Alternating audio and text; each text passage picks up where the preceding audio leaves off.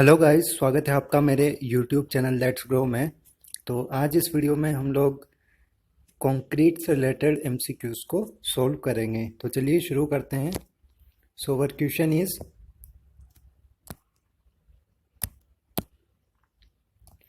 The common admixture used to accelerate the initial set of concrete is. तो accelerate करने के लिए हम कंक्रीट में कौन सा एडमिक्सचर यूज़ करते हैं? Calcium chloride. कैल्शियम क्लोराइड हम यूज़ करते हैं जो कि हमारी रेट ऑफ हाइड्रेशन को इंक्रीज़ कर देता है। जबकि जो जिप्सम होता है, जिप्सम हम एज ए रिटार्डर यूज़ करते हैं, ये हमारी रेट ऑफ हाइड्रेशन को डिक्रीज कर देता है। Next question, the workability of concrete is influenced most bye it's. तो कॉन्क्रीट की वर्केबिलिटी सबसे ज़्यादा किससे इन्फ्लुएंस्ड होती है? सबसे ज़्यादा इन्फ्लुएंस्ड करता है W/C रेशियो। W/C रेशियो, इसको हम वाटर सीमेंट रेशियो बोलते हैं। It is the ratio of weight of water to the weight of cement. So W/C ratio आपका करेक्ट आंसर हो जाएगा। Next question is, in concrete calcium sulphate में act as. तो calcium sulphate आपका किसकी तरह एक्ट कर सकता है? तो कैल्शियम सल्फेट आपका एक रिटार्डर की तरह एक्ट करता है। कैल्शियम सल्फेट क्या होता है? आपका एक रिटार्डर होता है। जैसे आपका जिप्सम होता है, जिप्सम भी क्या होता है? एक रिटार्डर होता है। Next question is, M20 grade concrete implies that strength of 15 centimetre cubes at 28 days of curing shall be.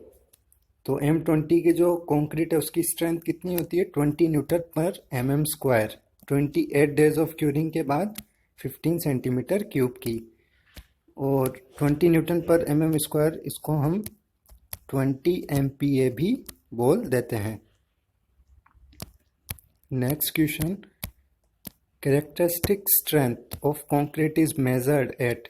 तो कैरेक्टरिस्टिक स्ट्रेंथ ऑफ कंक्रीट हम कब मेजर करते हैं? 28 डेज में। तो 28 डेज आपका राइट आंसर हो जाएगा। Compaction of concrete helps in. तो कॉम्पैक्शन ऑफ कंक्रीट से क्या होता है? हमारा जो डेंसिटी है वो इंक्रीज हो जाता है। जैसे ही आपके कंक्रीट का डेंसिटी इंक्रीज होगा तो कंक्रीट की जो स्ट्रेंथ है, strength of concrete will also increase. और जो कॉम्पैक्शन होता है, कॉम्पैक्शन में क्या होता है? जो एयर वॉइड्स होते हैं, या फिर हम इसको बोलते हैं इंट्रैप्ड एयर, वो रिमूव हो जाती है। तो उसकी वजह से डेंसिटी ऑफ कंक्रीट इंक्रीज हो जाती है।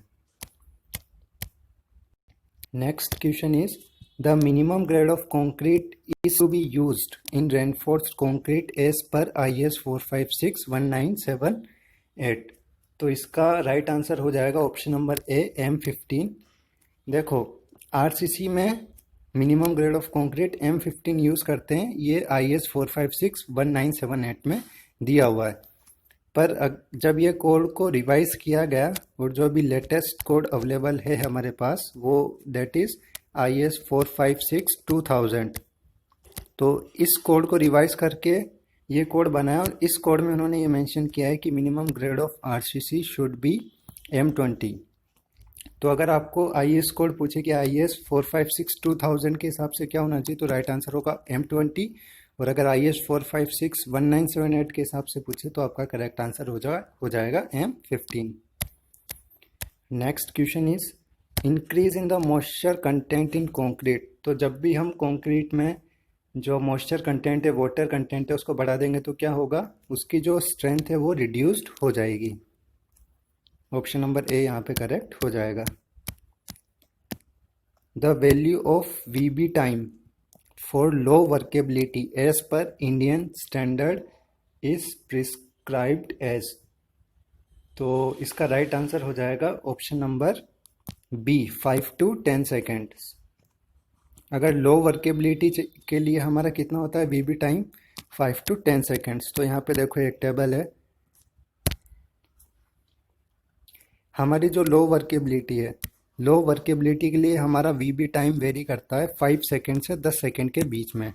और हमारा जितना ज़्यादा टाइम लग रहा है उतना ज़्यादा हमारा कंक्रीट ड्राई है। जैसे अगर 10 से 18 के बीच में तो हमारा कंक्रीट स्टिफ है, और 18 से 32 के सेकेंड के बीच टाइम लग रहा है तो हमारा कंक्रीट एक्सट्रीमली ड्राई है। और अगर ये प्लास्टिक स्टेज में तो इसमें 0 से 3 सेकंड का टाइम लगता है। स्टिफ प्लास्टिक है या फिर मीडियम है तो उसमें हमारा 5 to 3 सेकंड का टाइम लगता है। Next question is for a constant W/C ratio या water cement ratio decrease in aggregate cement ratio cause. तो इससे क्या होगा, इंक्रीज इन वर्केबिलिटी। अगर आपका W/C रेशियो कांस्टेंट है, मतलब वाटर और सीमेंट आपने कांस्टेंट रखा और उसके साथ में आप एग्रीगेट सीमेंट रेशियो को कम कर रहे हैं, यानी एग्रीगेट को कम कर रहे हैं। अब सपोज आपका कोर्सर एग्रीगेट है वो कम हो जाएगा तो उसमें जो लुब्रिकेशन है वो इजीली हो जाएगा। तो लुब्रिकेशन इजीली हो रहा है in absence of coarse aggregate, तो उससे आपकी वर्केबिलिटी इंक्रीज हो जाएगी। तो ऑप्शन नंबर ए यहाँ पे करेक्ट हो जाएगा। चलते हैं अगले क्वेश्चन की तरफ। इन कॉन्क्रीट कैल्शियम सल्फेट में एक्ट एज। तो कैल्शियम सल्फेट हमारा कैसा एक्ट करता है, ये एक रिटार्डर की तरह एक्ट करता है। ऑप्शन नंबर बी यहाँ पे करेक्ट हो जाएगा। Characteristic strength of concrete is measured at. तो कंक्रीट की जो कैरेक्टरिस्टिक स्ट्रेंथ है वो हम मेजर करते हैं 28 डेज में। ऑप्शन नंबर बी यहाँ पे करेक्ट हो जाएगा। M20 grade concrete implies that strength of 15 centimeter cubes at 28 days of curing shall be 20 Newton per mm square। Option number C यहाँ पे करेक्ट हो जाएगा। तो इसको हम 20 MPa भी बोल सकते हैं, 20 मेगापास्कल।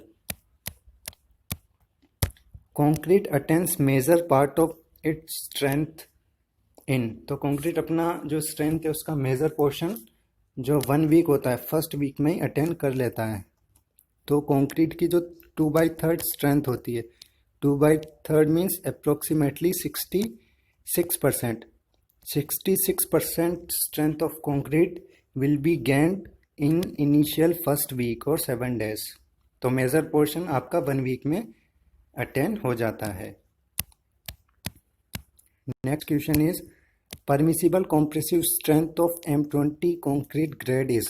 तो M20 कंक्रीट के लिए परमिसिबल कॉम्प्रेसिव स्ट्रेंथ होती है 200 kg per centimetre square. Option number C यहाँ पे आपका करेक्ट हो जाएगा।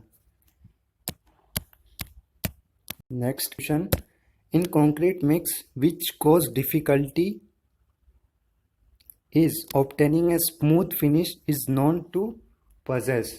तो जो कंक्रीट होता है उसमें, कंक्रीट मिक्स में हमें जो स्मूथ फिनिश मिलता है उसमें जो डिफ़िकल्टी होती है उसको हम क्या बोलते हैं, that is called as hardness.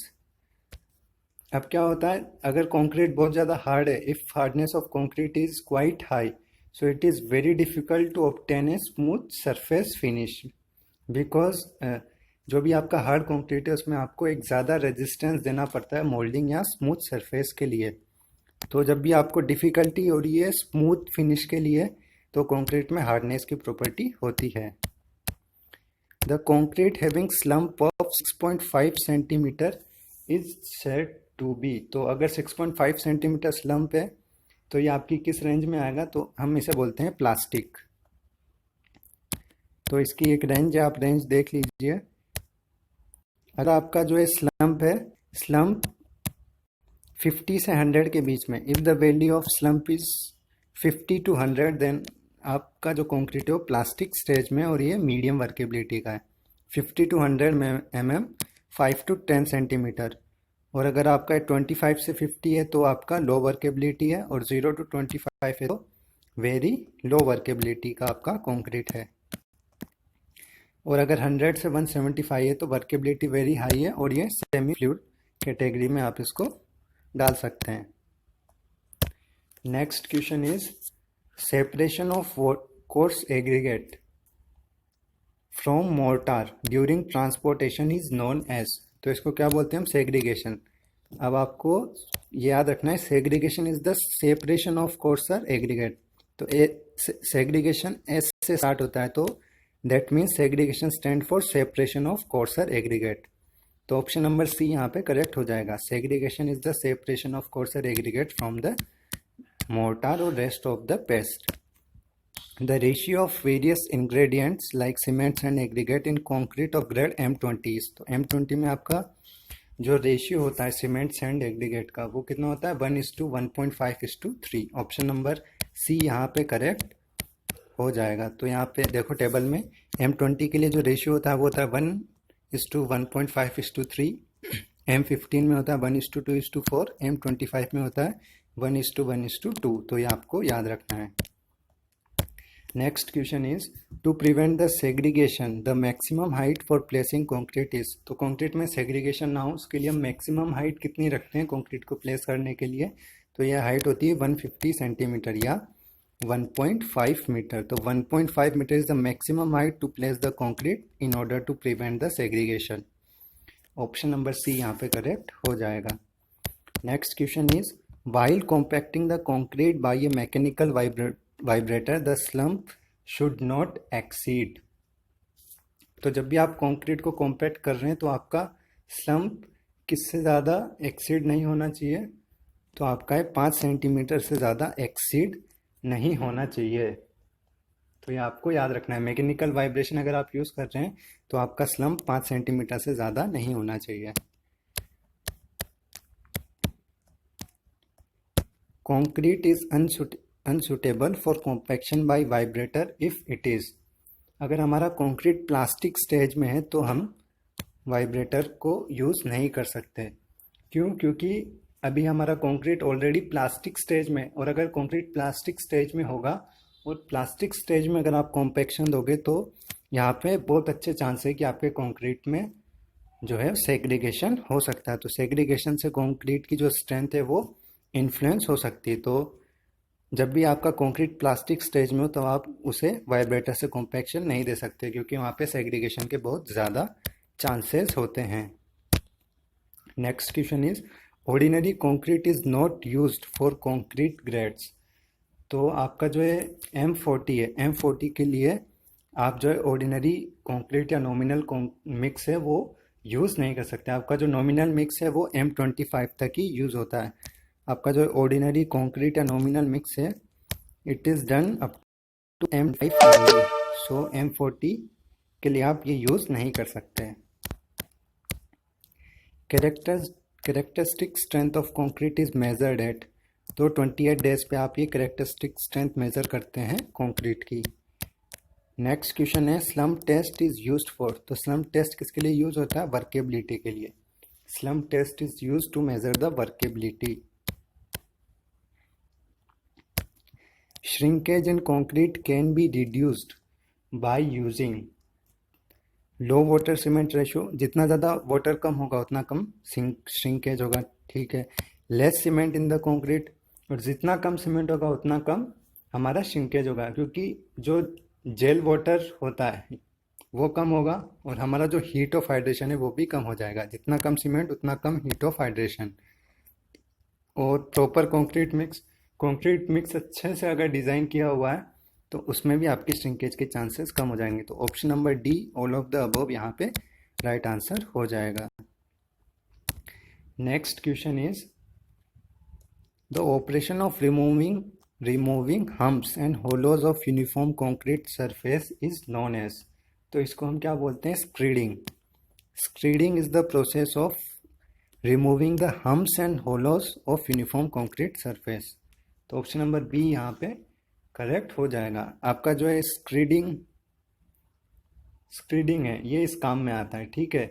Floating से तो हम क्या करते हैं? फ्लोटिंग से इरेगुलरिटीज़ जो भी होती है वो हम निकाल सकते हैं। जो सरफेस पे इरेगुलरिटीज़ होती है उसको निकालने के लिए फ्लोटिंग काम में लिया जाता है।